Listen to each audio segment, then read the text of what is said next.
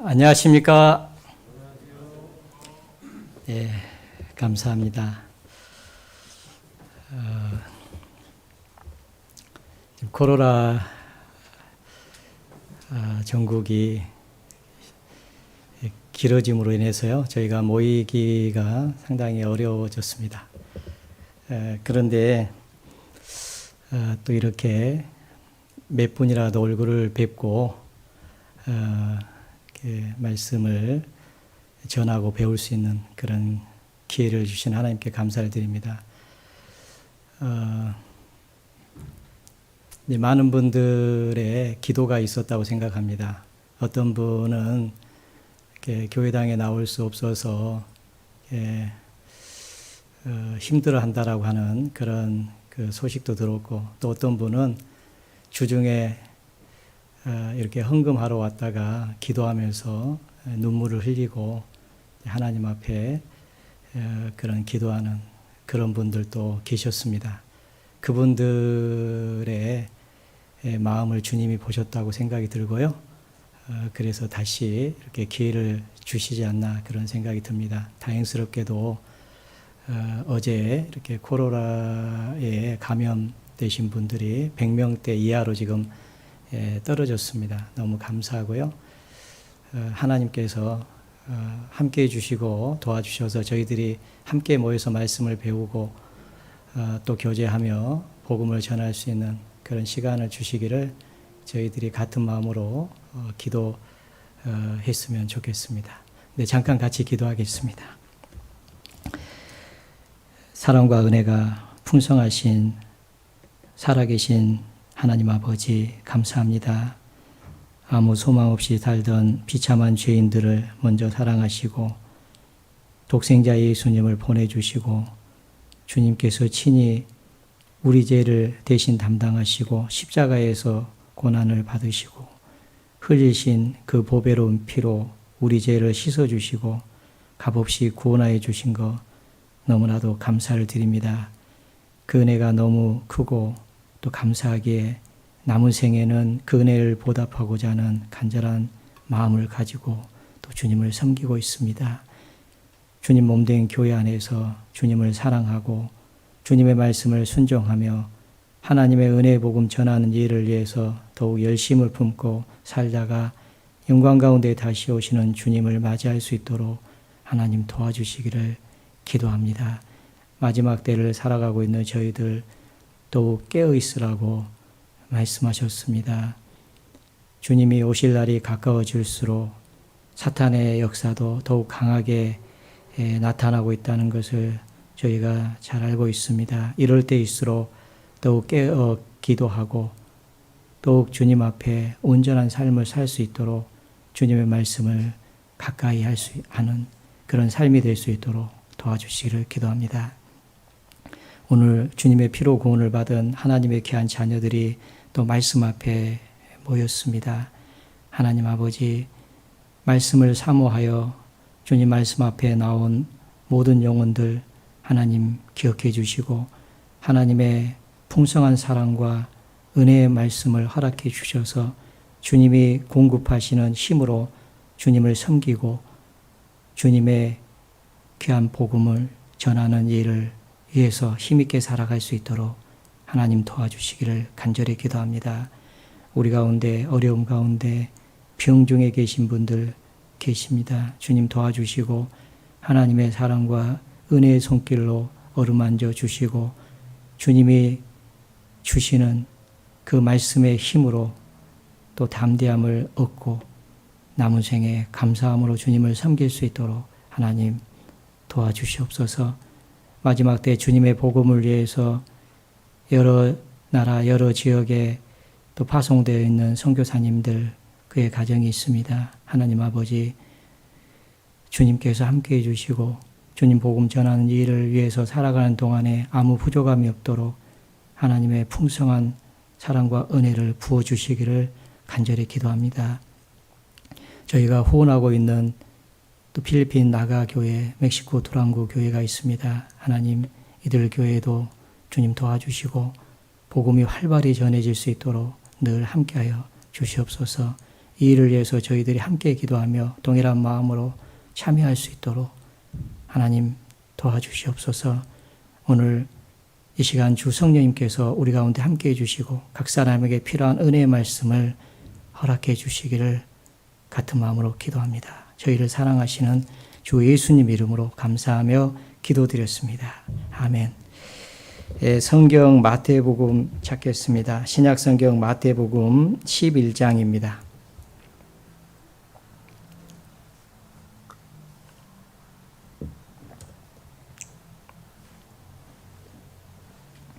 마태복음 11장 28절부터 30절까지를 찾겠습니다. 마태복음 11장 28절부터 30절까지를 찾겠습니다. 찾으셨으면 천천히 같이 한번 읽어보겠습니다. 수고하고 무거운 짐진 자들아 다 내게로 오라. 내가 너희를 쉬게 하리라. 나는 마음이 온유하고 겸손하니 나의 명예를 메고 내게 배우라. 그러면 너의 마음이 쉼을 얻으리니 이는 내 멍에는 쉽고 내 짐은 가벼움이라 하시니라. 네, 여기 세 가지의 명령을 주님이 하고 계십니다. 먼저 첫 번째는 28절에 내게로 오라, 다 내게로 오라 라는 첫 번째 명령이 있고요. 두 번째는 29절에 나의 멍에를 메라 라는 두 번째 명령이 있습니다. 그리고 세 번째는 내게 배우라 라고 그렇게 말씀을 하고 계십니다. 다 내게로 오라. 수고하고 무거운 짐진 자들아 다 내게로 오라. 내가 너희를 쉬게 하리라. 주님께 오라고 하는 그 초청의 그 명령을 하고 계십니다. 수고하고 무거운 짐진 자들아. 자, 구원받기 전에 짐은 바로 율법의 멍에를 메고 죄짐을 끌고 가고 있는 그런 모습이라고 할 수 있습니다. 그 죄짐은 너무나도 무겁기 때문에 그 죄짐을 벗어버릴 수가 없고 그로 말미암아서 영원한 멸망과 심판을 받을 수밖에 없는 그런 죄짐을 짊어지고 있습니다. 그 죄짐을 벗겨주시기 위해서 주님은 오셨습니다. 그리고 우리가 받아야 될 저주와 심판을 십자가에서 대신 담당하시고 그 보배로운 피를 흘려서 우리 죄를 용서해 주셨잖아요. 누구든지 주님께로 오면은 그 죄짐이 벗어지는 놀라운 은혜를 체험하게 됩니다. 그래서 모든 사람들에게 초청하고 계십니다. 명령하고 계십니다. 다 내게로 오라. 한 사람도 예의가 없습니다. 주님께로 오기만 오면은 주님께서는 온유하고 겸손하신 분이기 때문에 그 사랑으로 우리의 죄짐을 벗겨주십니다. 그리고 우리는 구원을 받았습니다. 그리고 구원받은 그리스도인들이 살아가는 삶 속에서 또 여러 종류의 짐을 지고 있습니다. 그 짐을 지고 있는 사람들에게도 주님은 초청하십니다. 다 내게로 오라. 그리하면 내가 너희를 쉬게 하리라. 주님의 사랑과 은혜를 우리에게 허락해 주심으로 말미암아서 우리의 짐을 가볍게 만들어 주시고 그리고 마음에 쉼을 주시겠다고 하는 그런 약속이 있습니다. 그래서 우리는 주님 앞에 늘 나가야 됩니다. 십자가 앞에 나아가면은 우리를 사랑하시는 주님께서 보배로운 피를 흘려주시는 그 놀라운 그 은혜를 발견하게 됩니다. 그러면 주님의 사랑으로 우리의 짐이 가벼워진다는 것을 알 수 있습니다. 그리고 우리의 마음에 쉼을 얻게 됩니다. 주님은 온유하고 겸손하신 분이기 때문에 주님께 나오는 사람들 긍휼히 여겨주시고 그 모든 짐을 벗겨주십니다.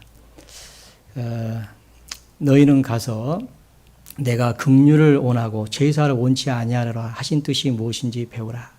주님은 우리를 긍휼히 여겨주시는 분입니다. 왜냐하면 주님은 온유하고 겸손하신 분이기 때문에 그렇습니다. 그분은 꺼져가는 심지를 끄지 아니하고 상한 갈대를 꺾지 않으신 분입니다. 꺼져가는 그 심지는 고약한 냄새를 풍깁니다. 그래서 대부분 사람들은 그 냄새가 나면 그 심지를 꺼버립니다. 그 불을, 심지에 붙어 있는 불을 손가락으로 눌러가지고 꺼버리죠. 그런데 주님은 그 고약한 냄새가 나는 그 심지를 끄지 않는다는 것은 우리의 삶 속에서 고약한 냄새가 나는 그 모든 죄를 가지고 있지만은 주님은 온유하고 겸손하신 분이기 때문에 긍휼히 여겨주신다 그 말입니다. 주님 앞에 나오는 모든 사람들을 불쌍히 여겨줍니다.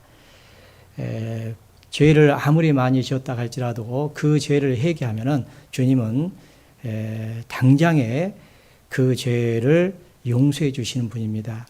아무리 많은 허물이 있다 할지라도 주님 앞에 나오면 주님은 사랑의 그늘로 그 허물을 덮어주시는 분입니다. 주님은 온유하고 겸손하신 분입니다. 그래서 모든 사람은 주님의 명령을 순종해야 됩니다. 다 내게로 오라.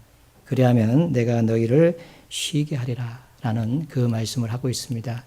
왜 우리가 짐을 벗지 못하냐면 주님께 나오지 않기 때문에 그렇습니다. 우리는 주님 앞에 나와야 됩니다. 그것이 첫 번째의 명령입니다. 그러면 내 짐을 벗겨주겠다고 하는 약속이 있습니다. 내가 너희를 쉬게 하리라. 이 멍에라고 하는 것은요, 이 멍에는 주인이 벗겨줘야 됩니다. 이 벗겨주지 않으면 그 멍에를 메고 있어야 되는 거거든요. 자, 율법의 멍에는 주님께서 십자가에 죽지 않았다면 그 율법의 멍에는 절대 벗겨지지 않습니다. 어떤 남편이 아주 포악한 남편이라고 생각해 보겠습니다. 그러면 아내는 그 남편에서 벗어나고 싶어 합니다. 그런데 남편이 죽기 전에는 그 멍에를 벗을 수가 없어요. 남편이 죽어야만이 그 멍에를 벗을 수가 있는 겁니다. 그런데 그 남편이 죽지 않는 거죠. 율법은 없어지지 않습니다. 율법의 요구는 죄삭은 사망이잖아요. 영원한 그 형벌이잖아요. 그 율법은 전혀 없어지지 않습니다. 그러면 그 율법의 요구를 이루어야 됩니다. 죽어야 되는 거죠. 내가 죽어야지 그 포악한 남편에게서 해방이 될 수 있습니다. 그렇잖아요. 그런데 내 대신 죽어주신 분이 계시잖아요. 십자가에서.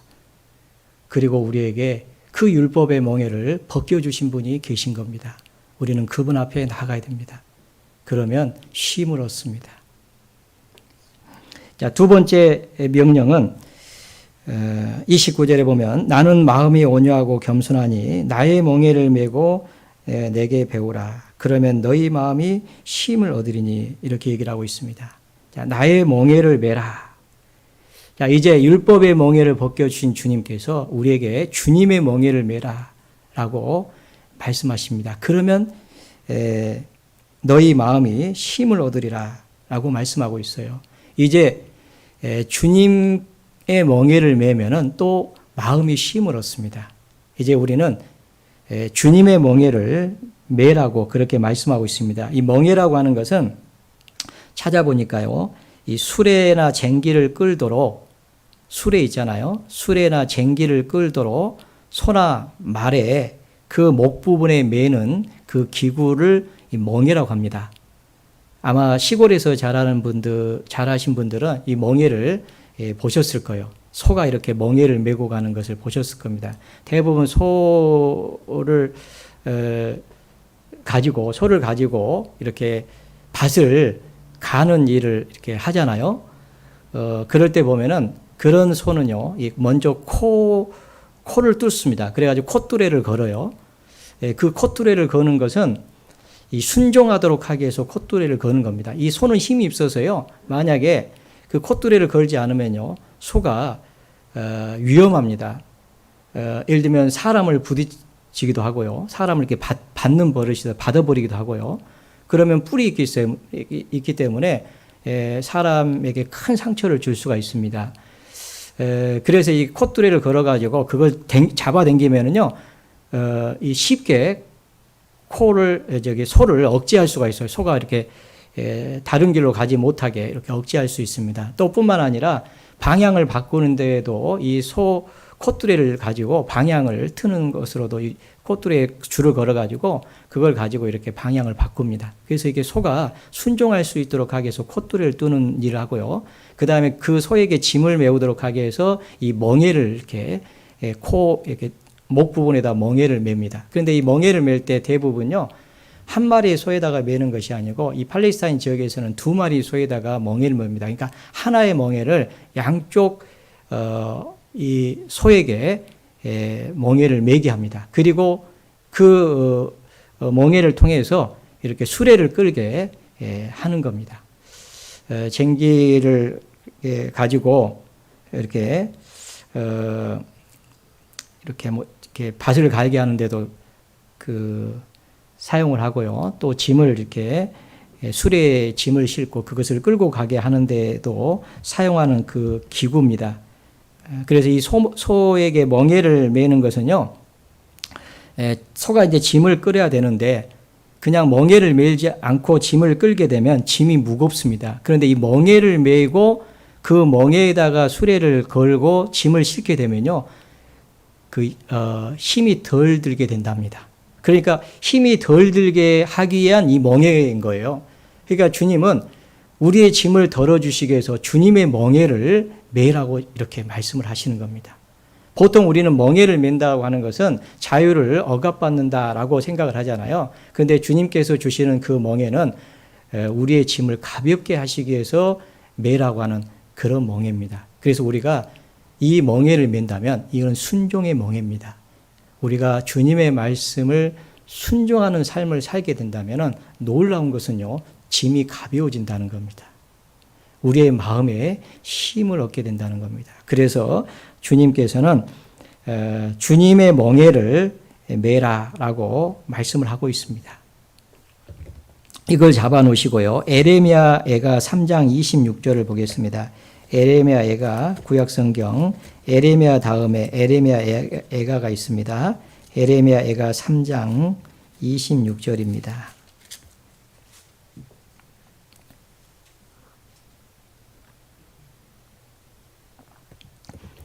에레미야 애가 3장 26절 같이 한번 3장 26절 27절을 같이 한번 읽어보겠습니다.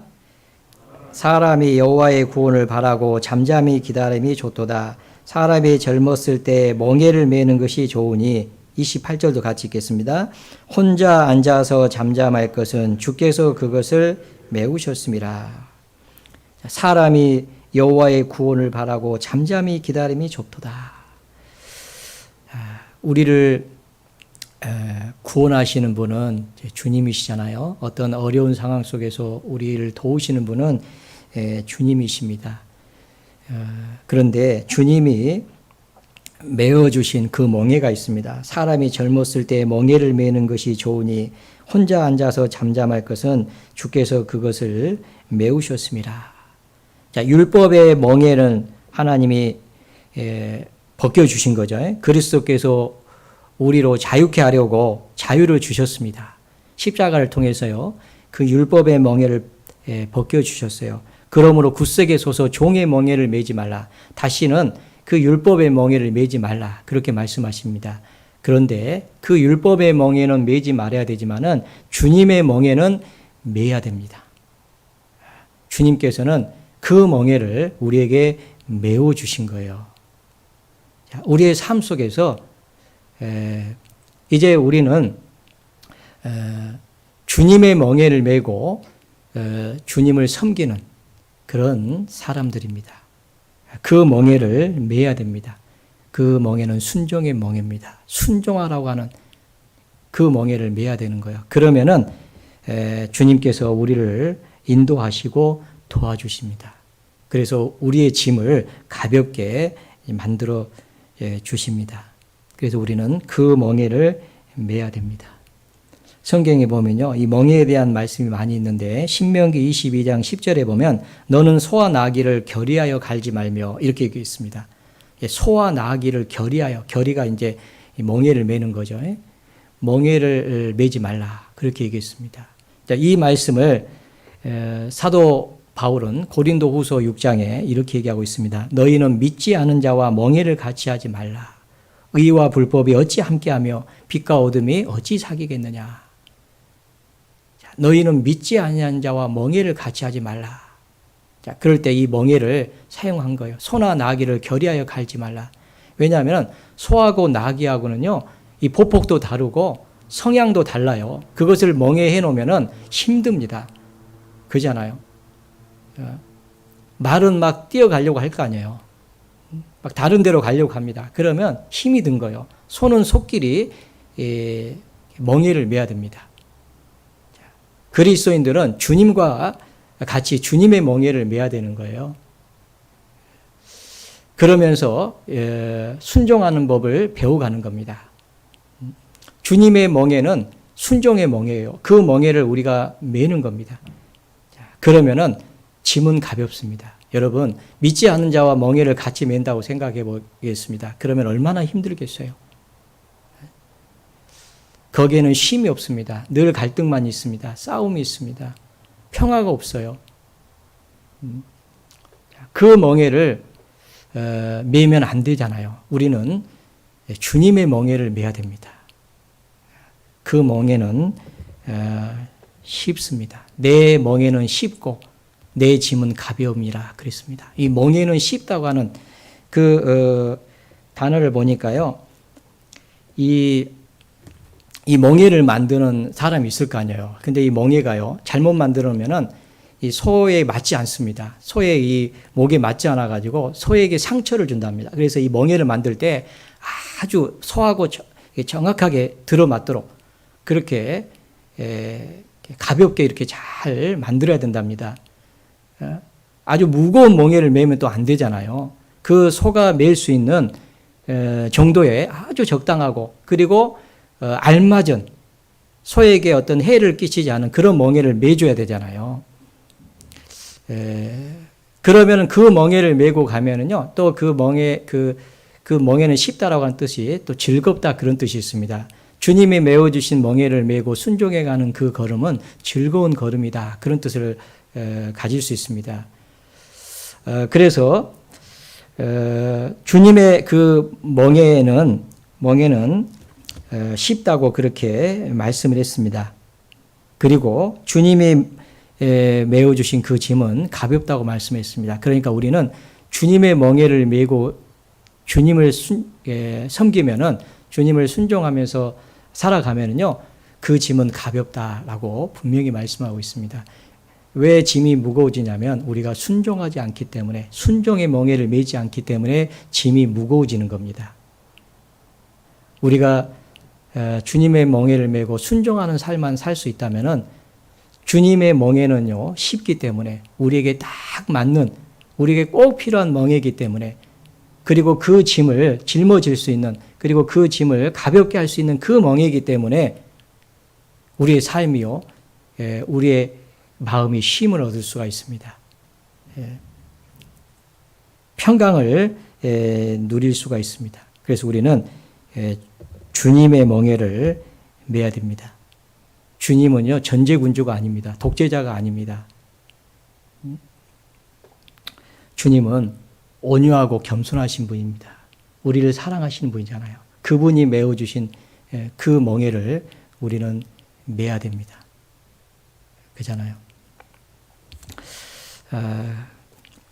그래서 우리는 그 순종하는 법을 늘 멍에를 메고 배워야 됩니다. 그러면 우리의 짐은 가벼워집니다. 그래서 주님은 내 멍에를 메라 라고 우리에게 명령하고 계십니다. 그 다음에 세 번째는요, 내게 배우라 그렇게 말씀하고 있습니다. 내 멍에를 메고 내게 배우라. 내가 너희를 내게 배우라. 그러면 너희 마음이 쉼을 얻으리니 이는 내 멍에는 쉽고 내 짐은 가벼움이라. 내게 배우라 라고 말씀하셨는데, 주님은 온유하고 겸손한 분이라고 소개하고 있습니다. 나는 마음이 온유하고 겸손하니 내 멍에를 메고 내게 배우라. 자, 주님께 배우라고 말씀하셨습니다. 주님의 온유함과 겸손함을 배우라는 겁니다. 주님은 겸손하고 온유하신 분이잖아요. 빌립보서 2장입니다. 빌립보서 2장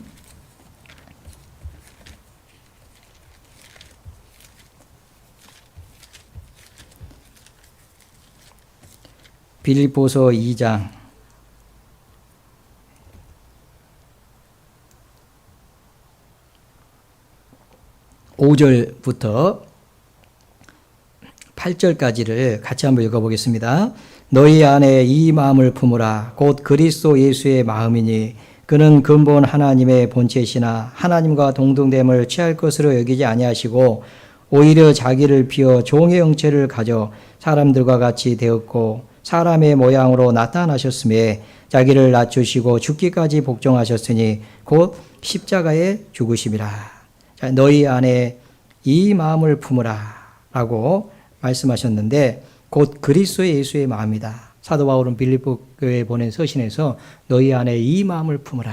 곧 그리스도 예수의 마음이다 라고 말씀하셨습니다. 그 예수님은 하나님이신데 하나님의 본체시지만은 하나님과 동등됨을 취할 것을 여기지 아니하시고 오직 자기를 비워 종의 형체를 가셨다. 자기를 낮추시고 종의 형체를 취하신 분이잖아요. 그리고 사람과 같이 되셨습니다. 사람의 모양으로 나타나셨습니다. 자기를 낮추시고 죽기까지 복종하셨습니다. 그 십자가에 죽으셨습니다. 예수님은 하나님이신데 그분은 자기를 낮췄습니다. 그리고 십자가에 죽기까지 하셨잖아요. 그 마음을 품으라. 주님은 온유하고 겸손하신 분입니다. 나는 온유하고 겸손하니 내 멍에를 메고 내게 배우라. 그렇게 말씀을 하고 있습니다. 이 온유함이라고 하는 단어를 찾아보니까 인내심을 가지고요, 무례를 받아들이는 성질을 이 온유함이라고 얘기합니다. 인내심을 가지고 상대방이 내게 무례하게 행할지라도 그것을 받아들이는 성질이 바로 온유함이라고 얘기하고 있습니다. 성경에 보면은 모세가 온유한 사람이라고 소개되어 있습니다. 모세의 온유함이 지면의 모든 사람보다 승하더라라고 기록이 되어 있거든요. 모세가 참 온유한 사람이라고 되어 있습니다. 근데 모세의 얼굴이 이렇게 빛났어요. 그죠? 주님을 그 호렙산에서요, 그 시내산에서 주님을 만나고 왔을 때 모세의 얼굴에 광채가 났습니다. 그런데 모세는요, 정말 온유한 사람이라고 소개되어 있어요. 주님을 가까이 한 사람들은 주님의 성질, 그 온유함을 품어야 됩니다. 그걸 배워야 됩니다. 그러면 그 얼굴에 이렇게 광채가 납니다. 예수님도 정말 광채가 나셨잖아요. 변화산에서 그 밝기가요, 얼마나 밝았습니까?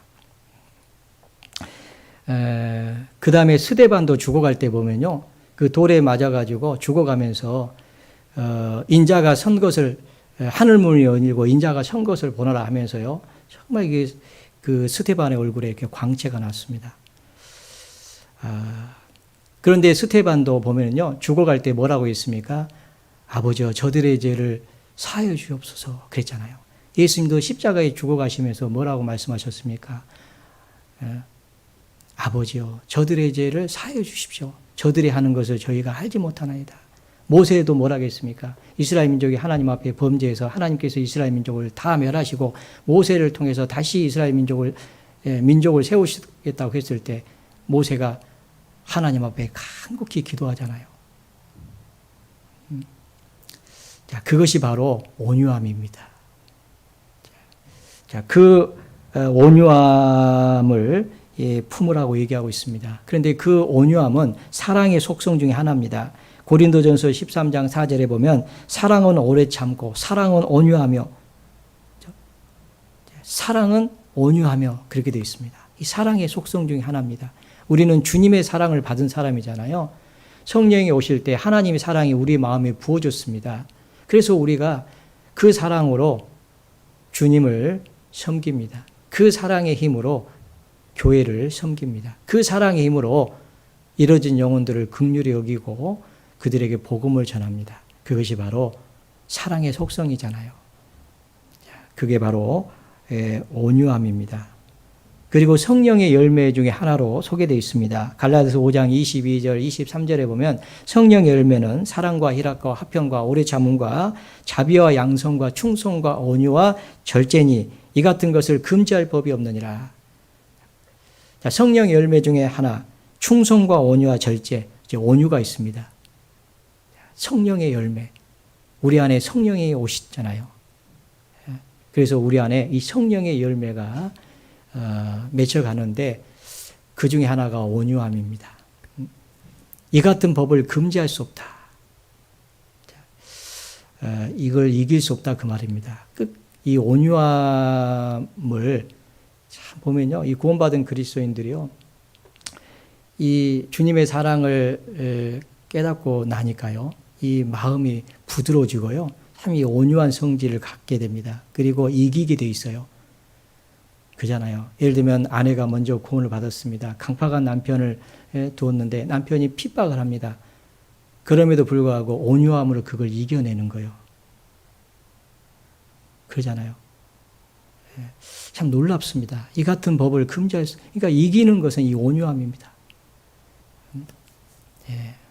온유함으로 이길 수가 있습니다. 주님도 그 온유한 성질을 가지고 십자가에서 이기셨잖아요. 다 이루었다.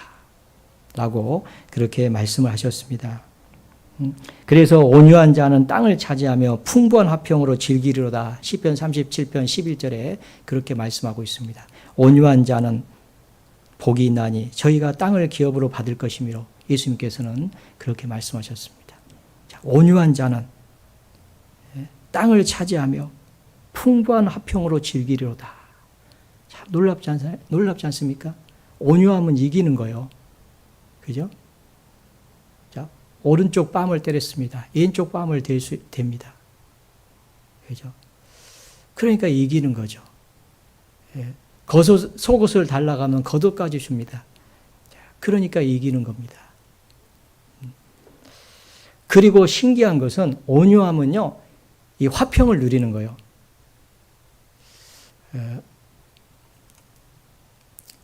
서로 다투면은요, 화평이 깨지잖아요. 화목에 문제가 생기잖아요. 그런데 다투지 않습니다.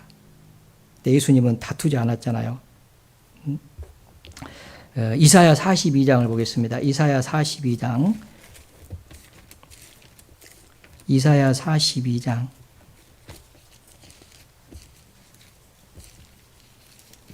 이사야 42장 1절부터 제가 읽겠습니다. 내가 붙드는 나의 종, 내 마음에 기뻐하는 나의 택한 사람을 보라. 내가 나의 신을 그에게 주었은즉 그가 이방의 공의를 베풀리라. 그는 외치지 아니하며 목소리를 높이지 아니하며 그 소리로 거리에 들리게 아니하며 상한 갈대를 꺾지 아니하며 꺼져가는 등불을 끄지 아니하고 진리로 공의를 베풀 것이며 그는 쇠하지 아니하며 낙담하지 아니하고 세상에 공의를 세우기에 이르리니 섬들이 그 교훈을 앙망하리로다. 예수님에 대한 그런 그 말씀입니다. 예수님은 이방에 공의를 베풀 것을 말씀하시고 그는 외치지 아니하며 목소리를 높이지 아니하고 그 소리로 거리에 들리지 아니하고. 예수님은 이사야 53장에 보면요, 그가 곤욕을 당하여 괴로울 때에도 그 입을 열지 아니하였으며 마치 도수장으로 끌려가는 어린 양과 털강자 앞에 담잠한 양같이 그 입을 열지 아니하였도다. 그렇게 말씀하고 있습니다. 그가 곤욕을 당할 때에도,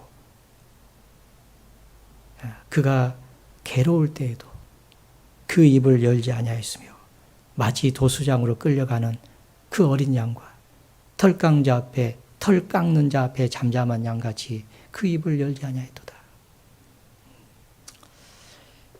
예수님은 다투지 않았습니다. 자, 그분은 온유하신 분이잖아요. 그죠? 그 온유함을 우리가 배워야 됩니다. 그러면 우리도 승리할 수 있습니다. 그리고 주님은 겸손하신 분이잖아요. 겸손이라고 하는 것은 자기를 낮추고 이 상대방을 높이는 행동을 말할 때 겸손하다라고 하는 단어를 사용하고요. 교만이라고 하는 단어에 반대되는 그런 그 개념입니다. 겸손은 자기를 낮추는 거죠. 자기를 낮추고 십자가에 죽기까지 복종하였으니, 그죠?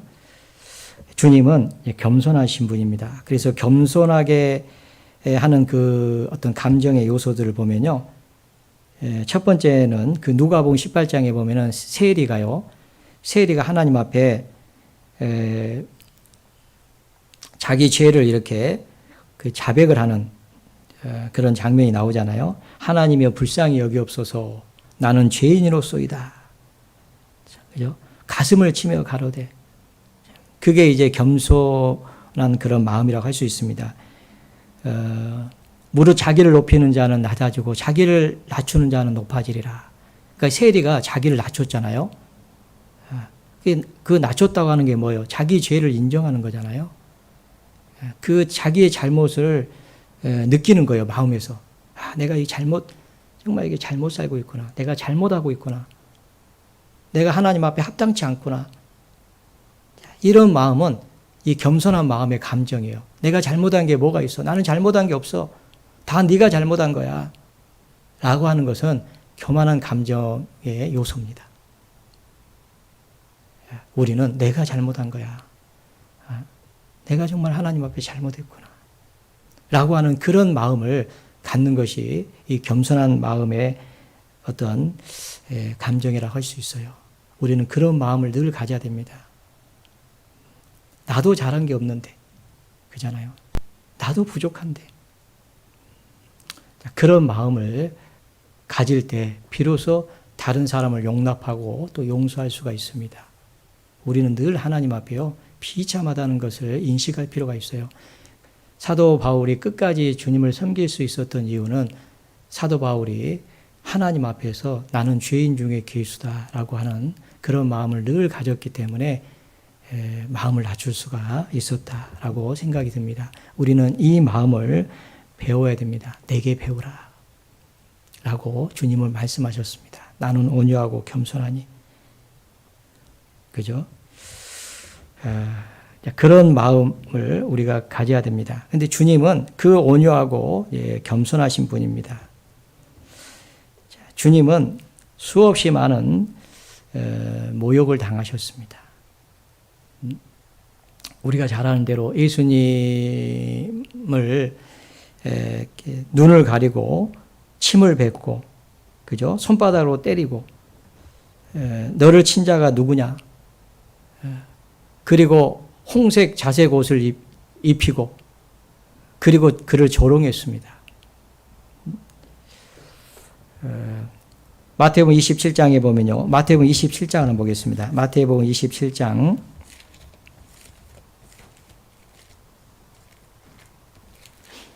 자, 마태복음 27장입니다.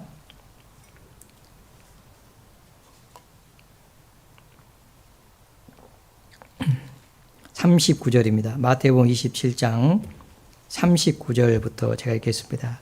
지나가는 자들은 자기 머리를 흔들며 예수를 모욕하여 가로되 성전을 헐고 사흘에 짓는 자여 내가 만일 하나님의 아들이어든 자기를 구원하고 십자가에 내려오라 하며 그와 같이 대제사장들도 서기관들과 장로들과 함께 희롱하여 가로되 저가 남은 구원하였으되 자기는 구원할 수 없도다.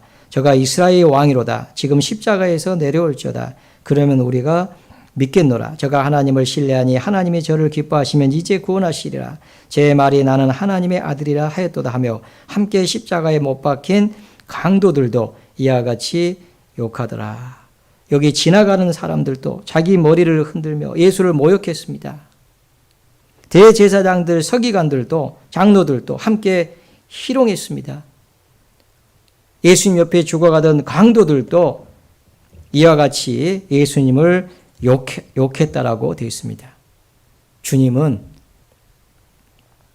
희롱을 당하셨습니다. 수욕을 받으셨습니다. 그잖아요. 욕을 받으시되 대신 욕하지 아니하시고 핍박을 받으시되 위협하지 아니하시고 주님은 욕을 받으셨습니다. 조롱을 당하셨습니다. 그러나 주님은 잠잠하셨습니다. 오히려 그들을 위해서 기도했습니다. 그래서 옆에 죽어가던 강도 한 명이 회개했습니다. 만약에 주님이 욕을 받으실 때 욕하시고 위협을 받으실 때 위협하셨다면 옆에 있던 강도는 회개하지 않았을 겁니다. 돌이키지 않았을 겁니다. 주님은 십자가에서 온유하셨습니다. 우리는 그 마음을 가져야 됩니다. 주님은 온유하고 겸손하신 분이었기 때문에 하나님의 뜻을 온전히 순종할 수가 있었습니다.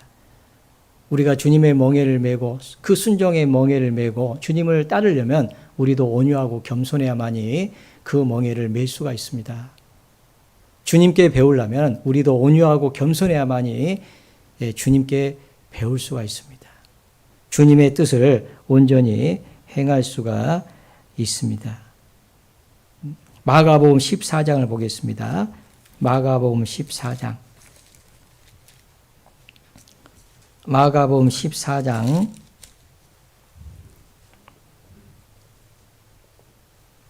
65절.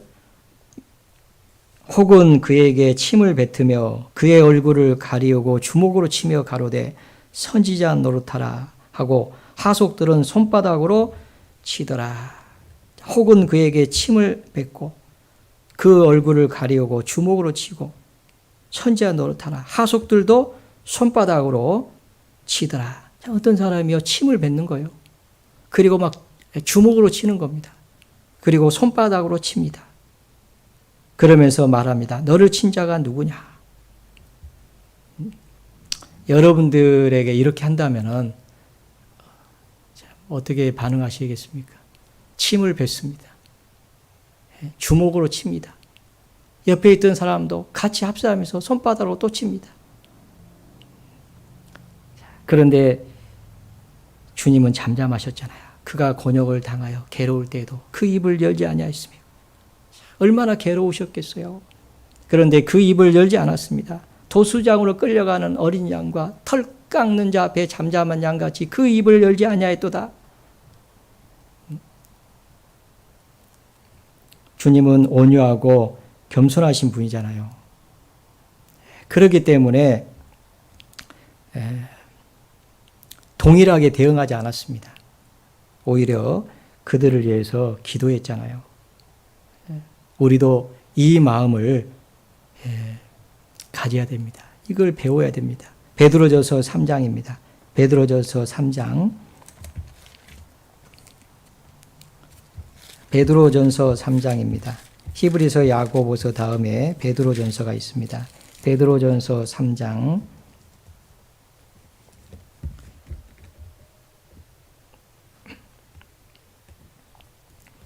4절 오직 마음에 숨은 사람을 온유하고 안정한 심령에 썩지 아니할 것으로 하라. 이는 하나님 앞에 값진 것이니라. 자, 아내들에게 얘기하기를 남편에게 순복하라. 혹 도를 순종치 않은 자라도 말로 말미암지 않고 그 아내의 행위로 말미암아 구원을 얻게 하려 함이니. 그러면서 너희 단장은 너희의 두려움에 정결한 행위를 봄이라. 본다는 거죠. 혹 도를 순종치 아니한 자라도 말로 말미암지 않고 그 아내의 행위로 말미암아 그 온유한 그 행위로 말미암아서 어떤 남편이요 그 아내 교회 못 가게 하려고 막 이제 막잖아요. 그래도 가면은 막 이제 구타까지 하잖아요. 그런데 쓰러져 가지고 일어났는데요. 보통 아내 같으면요 아마 너 죽고 나 살자 아니면은 너 죽고 나 죽자든지 뭐 그러겠죠. 그런데 그렇게 하지 않고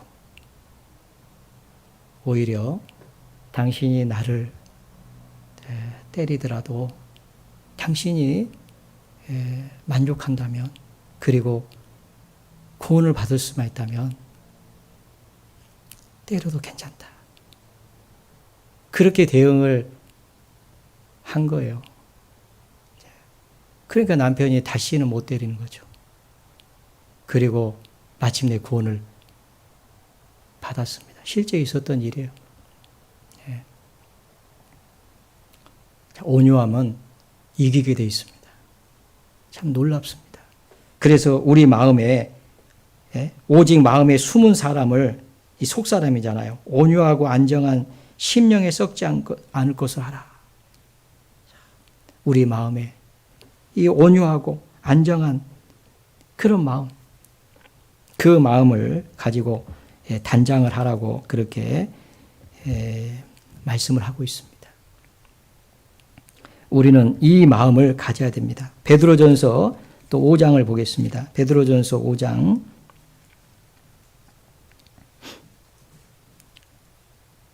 5절부터 보시면요. 젊은 자들아 이와 같이 장로들에게 순복하고 다 서로 겸손으로 허리를 동이라. 하나님이 교만한 자를 대적하시되 겸손한 자들에게 은혜를 주시느니라. 그러므로 하나님의 능하신 손 아래서 겸손하라. 때가 되면 너희를 높이시리라. 자, 다 서로 겸손으로 허리를 동이라. 그렇게 말씀을 하고 있습니다. 자, 우리는 다 서로 겸손으로 허리를 동여야 됩니다. 자, 스스로 높이는 것은요, 겸손한 게 아니에요. 자기를 낮추는 것이 겸손입니다. 열왕기상 1장을 보겠습니다. 열왕기상 1장. 열왕기상 1장입니다. 열왕기상 1장 5절입니다. 5절. 때에 학깃의 아들 아도니아가 스스로 높여서 이르기를 내가 왕이 되리라 하고 자기를 위하여 병거와 기병과 전배 50인을 예비하니 저는 압살롬의 다음에 난 자요 채용이 심히 준수한 자라. 그 부친이 내가 어찌하여 그리하였느냐 하는 말로 한 번도 저를 섭섭하게 한 일이 없었더라. 압살롬의 다음에 난 자. 압살롬은 죽었죠. 그 다음에 난 자가 아도니아입니다. 그러니까 이제 왕위가 아도니아에게 보통 이렇게 갈 수 있잖아요. 다음에 난 자니까. 그리고 채용이 또 심히 준수한 자라고 되어 있습니다. 그리고 그 부친이 내가 어찌하여 그리하였느냐라고 하는 말로 한 번도 저를 섭섭하게 한 일도 없었던 사람입니다. 그런데 이 아도니아가 스스로 높였습니다. 하나님은 다윗의 뒤를 이어서 솔로몬에게 왕위를 주시겠다고 말씀하셨습니다. 그런데 자기가 압살롬 다음에 난 자라고 스스로 높였던 거죠. 그런데 스스로 높였기 때문에 스스로 높여서 왕이 되려고 했습니다. 그죠? 결국은 욕을 당하게 됐죠. 결국은 나중에 죽었습니다. 그래서 잠언 11장 2절에 보면 교만이 오면 욕도 오거니와 라고 성경은 기록하고 있습니다.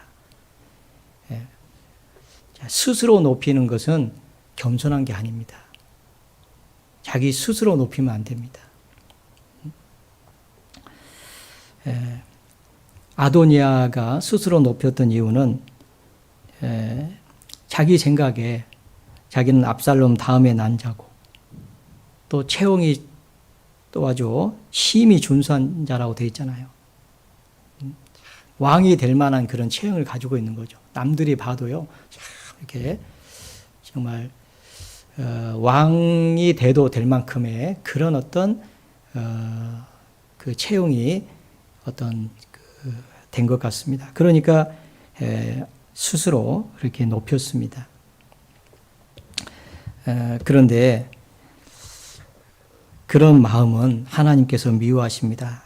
여호와께서 미워하시는 것, 곧 그 마음에 싫어하시는 것이 육칠가지인데 곧 교만한 눈과 거짓된 혀와 무죄한 자의 피를 흘리는 손과 빨리 악으로 달려가는 그 발과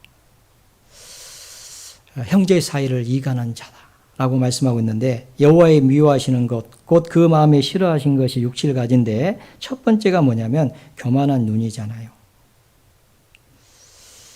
교만하면은 욕을 당하게 되어 있습니다. 겸손하면은 마침내 존귀하게 되어 있습니다. 교만하면은 마침내 욕을 당하게 되어 있습니다. 자기가 스스로 높이는 것은 겸손한 게 아닙니다. 우리는 주님께 배워야 됩니다. 주님은 스스로는 자기를 낮췄습니다.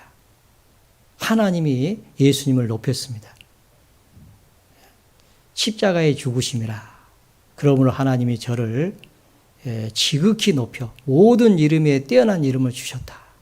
하나님이 높이신 겁니다. 주님은 스스로 낮췄습니다. 내게 배우라. 주님은 스스로 높이지 않았습니다. 스스로 낮추신 분입니다. 우리는 그것을 배워야 됩니다. 사람의 마음에 교만은 멸망의 선봉이고 겸손은 존귀의 앞잡이다 라고 잠언 18장 12절에 말씀하고 있습니다. 기독교 역사 가운데요 7가지 죄악이 있는데요, 첫 번째 죄악이 교만이랍니다. 두 번째가 질투고, 세 번째가 분노고, 네 번째가 탐심이고, 다섯 번째가 탐식이고, 여섯 번째가 게으름이고, 일곱 번째가 정욕이랍니다. 첫 번째가 교만입니다. 기독교 역사 가운데 가장 죄악시했던 것 7가지입니다. 성경적이라고 할 수 있습니다. 우리는 스스로 높이지 말아야 됩니다. 그런 말씀이 너무 많아요. 사람이 교만하면 낮아지게 되겠고 마음이 겸손하면 영예를 얻으리라. 겸손한 자와 함께하여 마음을 낮추는 것이 교만한 자와 함께하여 탈취물을 나누는 것보다 나으니라. 그러므로 우리는 겸손한 자와 함께하는 것이 낫다라고 그렇게 말씀하고 있어요. 어거스틴이라고 하는 그 유명한 그 신학자는 말하기를 교만은 인간이 빠지게 가장 쉬운 것인 동시에 인간이 극복하기 가장 어려운 것이다 라고 얘기를 했습니다. 교만은 인간이 빠지기에 가장 쉬운 것이고 그리고 극복하기에 가장 어려운 것이다. 참 신기한 게 교만하면 극복하기가 어려워요. 그래서 우리는 주님을 배워야 됩니다. 우리는 그리스도인이잖아요. 우리는 주님의 멍에를 메고 따라갈 때 겸손하신 주님을 닮게 돼 있어요. 그리고 잘 나갈 아는 것을요, 경계해야 됩니다. 이스라엘 민족이요, 하나님이 함께 하심을 말미암아서요, 아주 부와 그 다음에 어떤 강성함을 이렇게 얻었습니다. 강성하게 됐잖아요. 부를 얻고 또 강성하게 됐습니다. 그런데 그로 말미암아서 이스라엘 민족이 하나님을 버렸습니다. 그리고 이방신을 섬겼습니다. 그 잘 아시잖아요. 신명기에 보면은 이스라엘 민족에 하나님이 돈 버는 재능을 주실 것을 말씀하셨는데, 그러면서 그들이 말하기를 우리가 이렇게 부하게 된 것이 우리의 능으로 말미암아 이렇게 부하게 되었다 할까 두려워하노라고 하나님은 말씀하셨습니다. 하나님은 우리가 주님을 섬겨가는 동안에 우리에게 모든 좋은 것으로 채워주십니다. 그럴 때에 조심해야 됩니다. 그때가 또 위험할 때입니다. 신명기 32장입니다. 신명기 32장.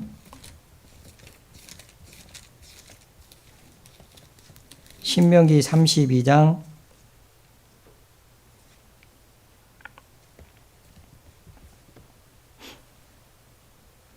12절 부터 제가 읽겠습니다. 여호와께서 홀로 그들을 인도하셨고 함께한 다른 신이 없었도다. 여호와께서 그로 땅의 높은 곳을 타고 다니게 하시며 밭의 소산을 먹게 하시며 반석에서 꿀을 굳은 반석에서 기름을 빨게 하시며 소의 젖기름과 양의 젖과 어린 양의 기름과 바산 소의 수양과 염소와 지극히 아름다운 밀을 먹이시며 또 포도즙에 붉은 술을 마시었도다. 15절은 같이 읽겠습니다. 그러한데 여수론이 살찜에 발로 찼도다. 내가 살찌고 부대하고 윤택함에 자기를 지으신 하나님을 버리며 자기를 구원하신 반석을 경홀히 여겼도다. 여수론이 살찜에 발로 찼도다. 내가 살찌고 부대하고 윤택함에 자기를 지으신 하나님을 버리며 자기를 구원하신 반석을 경홀히 여겼도다. 자, 우리가 하나님을 참 버리기는 어렵죠. 자기를 구원하신 반석을 경홀히 여겼도다. 그럴 수는 있습니다. 우리가요, 잘 될 때 조심해야 됩니다. 잘 나갈 때, 강성해질 때요,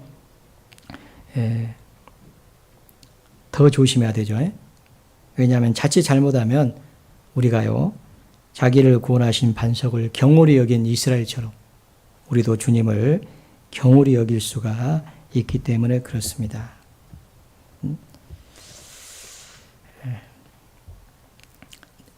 느부갓네살 아시잖아요.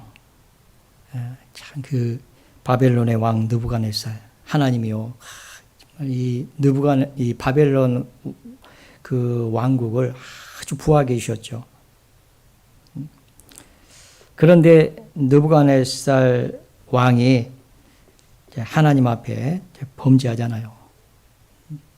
교만한 마음을 품게 됩니다. 그가 말하기를 이 큰 바벨론은 내가 능력과 권세로 건설하여 나의 도성을 삼고 이것으로 내 위엄의 영광을 나타낸 것이 아니냐. 속으로 생각한 거예요. 야, 내가 한 거 아니냐. 내가, 그죠? 자, 이걸 건설하고 여기다가 도성을 삼고 내가 내 위엄의 영광을 드러낸 것이 아니냐. 이렇게 얘기를 했습니다. 자기가 했다라고 생각한 거죠. 그때 소리가 들렸잖아요. 하늘에서 소리가 들렸습니다. 느부갓네살 왕아, 내게 말하노니 나라의 위가 내게서 떠났느니라. 그래서 그가요, 7년 동안 소처럼 들에서 풀을 뜯었습니다. 완전히 하나님 낮춰버렸잖아요. 자, 우리는 부할 때, 잘 될 때 조심해야 됩니다.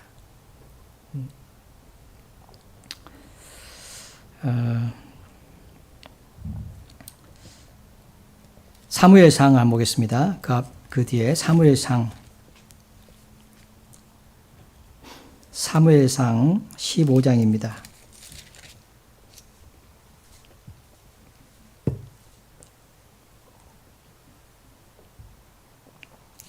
사무엘상 15장 17절입니다. 15장 17절 사무엘이 가로되 왕이 스스로 작게 여길 그때 이스라엘 지파의 머리가 되지 아니하셨나이까. 여호와께서 왕에게 기름을 부어 이스라엘 왕을 삼으시고. 사무엘 선지자가 사울 왕에게 하는 말입니다. 스스로 작게 여길 그때 이스라엘의 지파의 머리가 되지 아니하셨나이까. 여호와께서 왕에게 기름을 부어 이스라엘 왕을 삼으셨습니다. 스스로 작게 여길 때에 하나님께서 기름을 붓고요, 이스라엘 왕을 하나님께서 삼아 주셨잖아요. 그런데 사울 왕이 높인 거죠. 하나님 말씀을 순종하지 않았습니다. 아말렉을 진멸하라고 하는 그 말씀을 불순종했습니다. 그래서 하나님께서 사울 왕 삼은 것을 후회했다라고 말씀하고 있습니다. 그런데도 불구하고 사울은 12절에 보시면 11절부터 보면요. 내가 사울을 세워 왕 삼은 것을 후회하노니 그가 돌이켜서 나를 좇지 아니하며 내 명령을 이루지 아니하였음이라 하신지라. 사무엘이 근심하여 온 밤을 여호와께 부르짖으니라.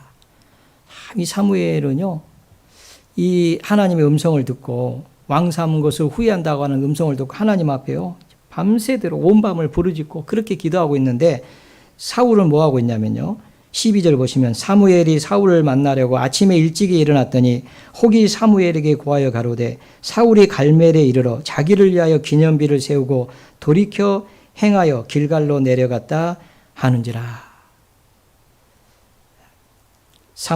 사울은 자기를 위해서 기념비를 세웠다, 그렇게 되어 있습니다. 자기가 드러난 거죠. 자기를 드러나게 했습니다. 그것은 겸손한 게 아닙니다. 우리는 주님을 배워야 됩니다.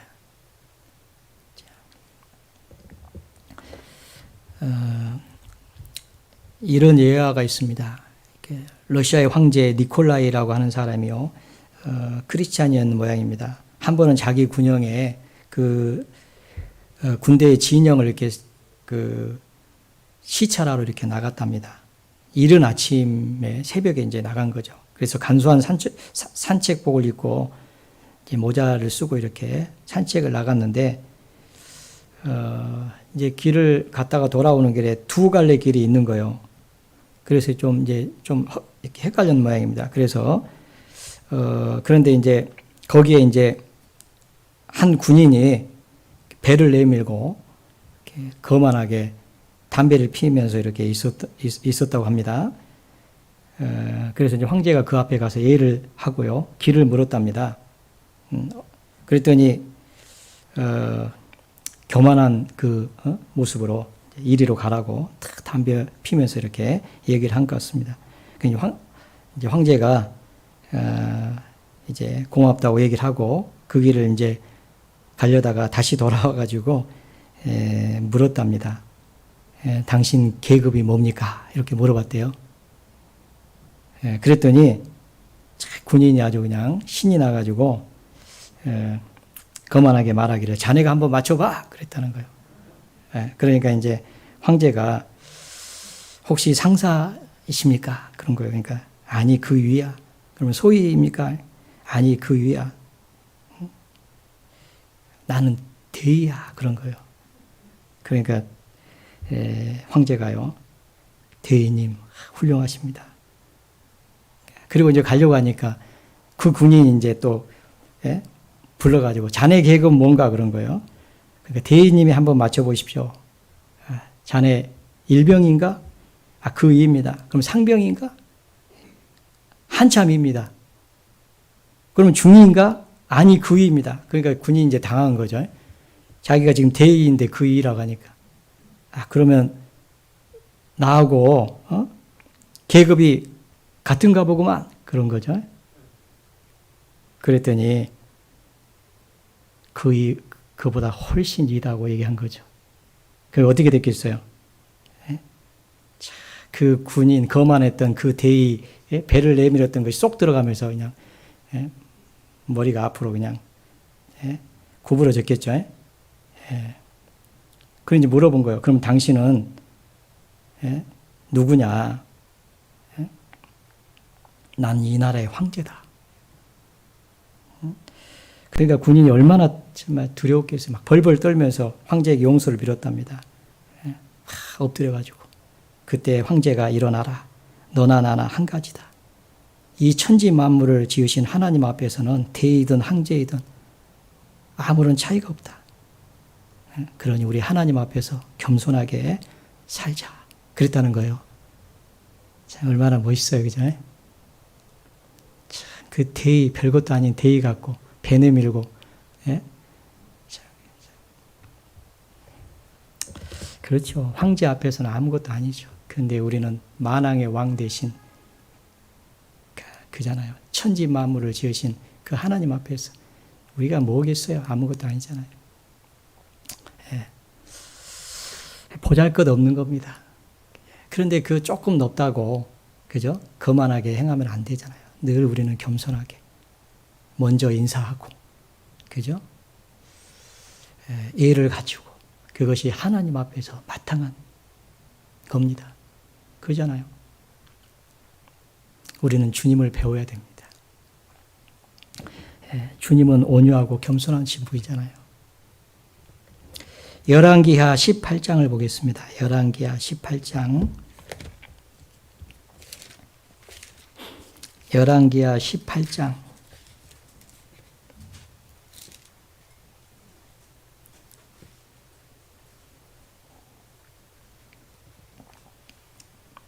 열왕기하 18장 5절에 또 제가 읽겠습니다. 히스기야가 이스라엘 하나님 여호와를 의지하였는데 그의 전후 유다 여러 왕 중에 그러한 자가 없었으니 곧 저가 여호와께 연합하여 떠나지 아니하고 여호와께서 모세에게 명하신 계명을 지켰더라. 여호와께서 저와 함께 하심에 저가 어디로 가든지 형통하였더라. 저가 아수르 왕을 배척하고 섬기지 아니하였고. 히스기야 왕이 나옵니다. 이 히스기야 왕이요, 이스라엘 하나님 여호와를 의지했다고 되어 있고요. 그의 전후 유다 여러 왕 중에 그러한 자가 없었다. 대단한 왕이죠, 히스기야. 그래서 하나님께서요, 그걸 형통하겠다는 거죠.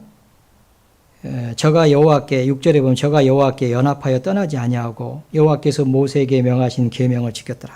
참 하나님과 다 연합을 한 거죠. 연합했습니다. 그리고 순종했습니다. 그래서 여호와께서 저와 함께 해주셨죠. 저가 어디로 가든지 형통했다라고 되어 있습니다. 그런데 이 히스기야 왕이요, 보면은 참 하나님 편에 서가지고 그 이스라엘 민족이 하나님을 섬기도록 여러 가지 계획을 하고요. 그 우상의 신당을 다 헐어버리고, 그리고 하나님을 섬기게 하고, 그 다음에 유월절을 지키게 하고, 그러면서 이 율법을 이렇게 지켰다고 되어 있습니다. 그런데 이제 어떤 이유인지 모르겠지만은 이 히스기야 왕이 병이 듭니다. 이사야 38장을 보겠습니다. 이사야 38장. 이사야 38장 1절에 보시면요. 그 즈음에 히스기야가 병들어 죽게 되니 아모스의 아들 선지자 이사야가 나와 그에게 이르되 여호와께서 이같이 말씀하시기를 너는 내 집에 유언하라. 내가 죽고 살지 못하리라 하셨느니라. 히스기야 얼굴을 벽으로 향하고 여호와께 기도하여 가로되 여호와여 구하노니 내가 주의 앞에서 진실과 전심으로 행하며 주의 목전에서 선하게 행한 것을 추억하옵소서 하고 심히 통곡하니 이에 여호와의 말씀이 이사야에게 임하니라. 가라사대 너는 가서 히스기야에게 이르기를 내 조상 다윗의 하나님 여호와께서 이같이 말씀하시기를 내가 내 기도를 들었고 내 눈물을 보았노라. 내가 내 수안에 15년을 더하고 너와 이 성을 아수르 왕의 손에서 건져내겠고 내가 또 이 성을 보호하리라. 어떤 이유인지요, 기록은 안 되어 있습니다. 그런데 히스기야 왕이 병이 들어서 죽게 된 거예요. 그때 히스기야 왕이요, 하나님 앞에 전심으로, 그 다음에 진실과 전심으로 행하면서 하나님 앞에 목전에서 선하게 행한 것을 기억해 달라고 하면서요, 심히 통곡을 합니다. 그 기도 소리를 하나님이 들으시고 수완을 15년 연장해주고 아수르가 지금 쳐들어와 가지고요, 그 이스라엘 민족을 완전히 멸망시키려고 할 때 그때 구원해주겠다고 하는 그런 약속까지 해주시고, 그 다음에 징표로 해 이령표가요, 해 그림자가 뒤로 10도를 물러가게 하는 그 이적을, 그 표적을 히스기야에게 이렇게 보여주시잖아요. 그래서 이제 하나님 앞에 얼마나 감사했겠어요. 그때 그가 하나님 앞에 이렇게 얘기합니다. 15절에 보면 주께서 내게 말씀하시고 또 친히 이루셨사오니 내가 무슨 말씀을 하오리까? 내 영혼의 고통을 인하여 내가 종신토록 가끈히 행하리이다. 이런 약속을 하나님 앞에 하게 됩니다. 내가 종신토록 가끈히 행하겠습니다. 이 가끈이라고 하는 그 단어는 천천히 행하다, 겸손히 행하다 이런 뜻을 가지고 있어요. 내가 종신토록 하나님 앞에 겸손히 이제부터는 겸손히 행하겠습니다. 참 이 히스기야 왕이 하나님 앞에요. 정말 하나님과 연합하면서 그 말씀을 순종하면서 살았을 때 하나님께서 히스기야 왕을 아주 형통하게 했습니다. 근데 어떤 이유인지 이 병이 들었어요. 그래서 하나님 앞에 다시 정말 간곡히 기도했더니 하나님이 그 병을 낫게 해주시고 그 다음에 15년의 수환을 연장시켜 주시는 그 약속을 해줍니다. 그때 이 히스기야가 하나님 앞에 내가 종신토록 이제 가끈히 행하겠습니다. 이렇게 얘기를 하는 겁니다. 그러니까 어떤 이유인지는 모르지만은 마음이 아마 교만해진 것 같습니다. 그러니까 하나님께서 치셨는데 그때 다시 하나님 앞에 마음을 낮추고 기도하게 되고 그로 인해서 그 영혼의 고통을 얻게 됐잖아요. 막 기도했잖아요. 그래서 이제 하나님 앞에 내가 이제는 종신토록 가끈히 행하겠습니다. 겸손히 행하겠습니다. 그렇게 얘기를 하게 됩니다. 그런데 어떤 일이 생겼냐면은 나중에 이제 그 병이 나았다는 얘기를 듣고 그죠? 이제 뭡니까 이렇게 위로하고 이렇게 참 이렇게 축하하기 위해서 사절단을 보낸 일이 있습니다. 역대하 32장을 보겠습니다. 역대하 32장. 역대하 32장.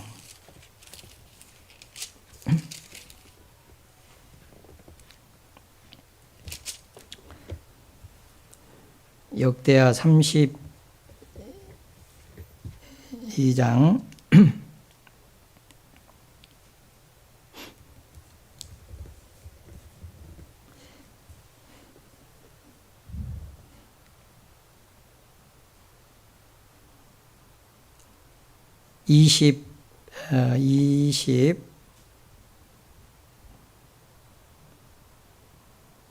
24절부터 보겠습니다. 24절. 그때 히스기야가 병들어 죽게 된 고로 여호와께 기도하며 여호와께서 그에게 대답하시고 또 이적으로 보이셨으나 히스기야가 마음이 교만하여 그 받은 은혜를 보답지 아니하므로 진노가 저와 유다와 예루살렘에 임하게 되었더니 이 바벨론 사신이 왔을 때에 자기 왕궁에 있는 모든 것을 궁전에 있는 모든 것을 다 보여준 거예요. 자, 네가 무엇을 누가 왔냐 그랬더니 바벨론의 사신이 왔다. 네가 그들에게 무엇을 보여줬냐 그랬더니 그 왕의 궁전에 있는 모든 것을 다 보여줬다. 내 궁전에 있는 것을 다 보았나이다. 내 보물은 보이지 아니하는 것이 하나도 없나이다. 이렇게 얘기를 했습니다. 그러니까 하나님의 영광을 드러내지 않고 자기의 부함을 드러낸 거예요. 그들에게 보여준 겁니다. 병이 나았다는 그 얘기를 듣고 바벨론 방백들이 히스기야에게 사자를 보내가지고 그 이적을 어떻게 해서 그렇게 나았습니까? 그런 이적, 그런 하나님이 왜 그런 이적을 보여줬습니까? 막 이런 걸 물어봤겠죠. 그러면 이제 그 하나님의 영광을 드러내야 되는데 그러지 않고 자기의 부함을 드러냈어요. 그때 하나님이 말씀하시기를 히스기야가 마음이 교만하여 그 받은 은혜를 보답지 아니하였다라고 되어 있습니다. 그는 말하기를 내가 종신토록 가끈히 행하겠다라고 얘기했는데 금세 마음이 또 교만해진 거예요. 참 여기서 우리는요 교훈을 받을 게 있습니다. 참 우리가요 쉽게 마음이 이렇게 교만해진다는 거예요. 그 하나님, 이 히스기야 왕이 정말 하나님을 섬기는 이런 전후에 이런 왕이 없었다. 정말 하나님을 잘 섬기는 왕이잖아요. 그런데 어떤 이유인지 하나님이 병을 줬습니다. 그리고 간절히 기도하니까요, 그 병을 낫게 준 거예요. 그래서 이제 하나님 앞에 내가 이제 앞으로는 종신토록 겸손히 행하겠습니다. 그렇게 해놓고 또 마음을 높인 거죠. 그래서 하나님께서 히스기야가 마음이 교만해서 그 받은 은혜를 보답지 아니하였다. 그래서 그 진노가 저와 유다와 예루살렘에 임하게 되었다라고 그렇게 얘기를 하고 있습니다. 그래서 우리는요, 이 마음을 높이면 안 됩니다. 주님이 내 멍에를 내게 배우라. 나는 온유하고 겸손하니 내 멍에를 메고 내게 배우라. 그렇게 말씀을 했습니다. 이 다윗이 정말 하나님 앞에서요, 마음이 합한 자라고 소개되어 있잖아요. 근데 다윗은 시편 131편에 보면요, 여호와여 내 마음이 교만치 아니하며 내 눈이 높지 아니하며 내가 큰 일과 미치지 못할 기이한 일을 힘쓰지 아니하리이다 라고 이렇게 얘기를 합니다. 내가 하나님 앞에서 마음을 교만히 하지 않겠습니다. 내 눈을 높이지 않겠습니다.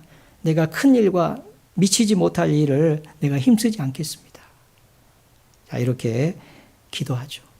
정말 그 기도가 하나님 마음에 합한 기도라고 생각이 듭니다. 그런데 우리가 잘 아는 대로 다윗도 하나님 앞에 마음을 높였잖아요. 그가 강성하게 될 때에 우리아의 아내를 범했습니다. 또 그가 강성하게 될 때에 이스라엘 백성의 수를 셌습니다. 그게 하나님 앞에 합당치 않았다라고 성경은 기록하고 있습니다.